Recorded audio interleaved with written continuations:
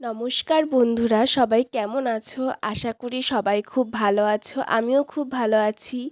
আজকে রান্না করেছিলাম চিংড়ি মাছের মালাইকারি। তোমাদের চিংড়ি মাছ খেতে কার কার ভালো লাগে অবশ্যই কিন্তু কমেন্টে জানিও। চিংড়ি মাছের মালাইকারি করার জন্য এখানে ফার্স্টে মা নারকেলটাকে কুড়িয়ে নিচ্ছে। এই নারকেল থেকে দুধ বার করে এই দুধটা দিয়ে আজকে চিংড়ি মাছের মালাইকারি রান্না করব। এখানে মা নারকেলটাকে ভালো করে কুড়িয়ে নিচ্ছে। নারকেলটা অলমোস্ট কোরানো হয়ে গেছে একদম পারফেক্টলি। এখানে কিছু মশলা বেটে নিচ্ছি। এখানে আমি সর্ষে কিছুটা বেটে নিয়েছি। এরপর এখানে পেঁয়াজ, আদা, রসুন আর কাঁচা লঙ্কা বেটে নিয়েছি। এরপর যে নারকেলগুলো কোরানো ছিল সেটাকে মিক্সিতে দিয়ে ভালো করে গ্রেট করে নিয়ে সেটা থেকে একটা কাপড়ের মধ্যে চিপে দুধ বার করে নেব।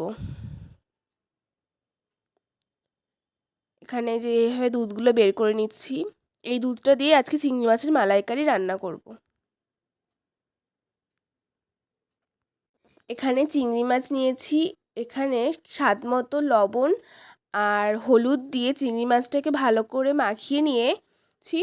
আর এদিকে কড়াইতে সর্ষে তেল গরম করতে দিয়ে দিয়েছি। সর্ষে তেলটা গরম হয়ে গিয়েছে তেলটা কড়াইতে। এরপর চিংড়ি মাছগুলো দিয়ে ভালো করে ভেজে নেব।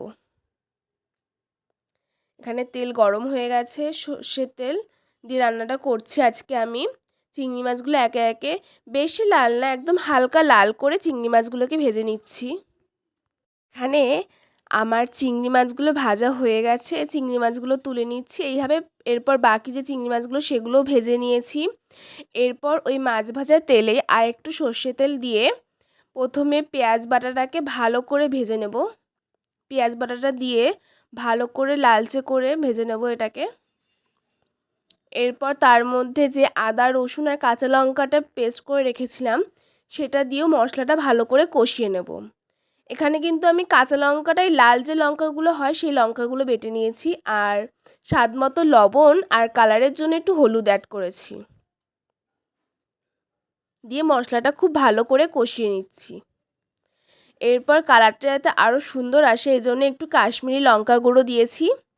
দিয়ে মশলাটা খুব ভালো করে কষিয়ে নেওয়ার পর যে সর্ষে বাটাটা বেটে রেখেছিলাম সেই পেস্টটাও দিয়ে মশলাটার সঙ্গে ভালো করে নাড়িয়ে নেব।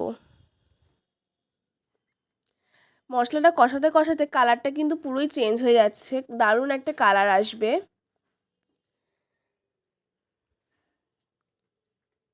মশলাটা কিন্তু খুব ভালো করে কষিয়ে নেওয়া হয়ে গেছে। এরপর কিছুটা মৌরি বেটে সেটাও দিয়ে দিয়েছি এর মধ্যে, মশলাটার মধ্যে ভালো করে কষিয়ে নিচ্ছি। পর যে নারকেলের দুধটা বার করে রেখেছিলাম সেই দুধটা দিয়ে কিছুক্ষণ ফুটিয়ে নিচ্ছি। দিয়ে ভাজা যে চিংড়ি মাছগুলো রেখেছিলাম সেগুলোকে দিয়ে ফুটিয়ে নিলেই তৈরি আজকে আমাদের চিংড়ি মাছের মালাইকারির রেসিপি। তোমাদের ভিডিওটি কেমন লাগলো অবশ্যই কিন্তু কমেন্টে জানিও। এখানে একদম রান্নাটা পুরোপুরি রেডি হতে চলেছে, খুব সুন্দর করে রান্নাটা দিই। তারপরে লাস্টে এখানে কয়েকটা কাঁচা লঙ্কা চিড়ে দিয়েছিলাম। ঝোলটা কিন্তু খুব ভালোভাবে ফুটে গেছে।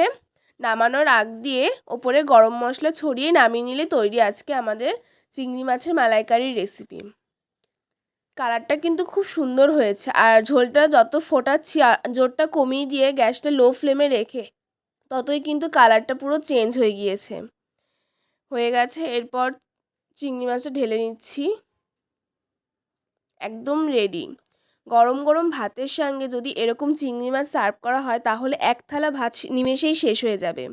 ভিডিওটি ভালো লাগলে অবশ্যই লাইক কমেন্ট করতে ভুলবে না কিন্তু। ধন্যবাদ সবাইকে।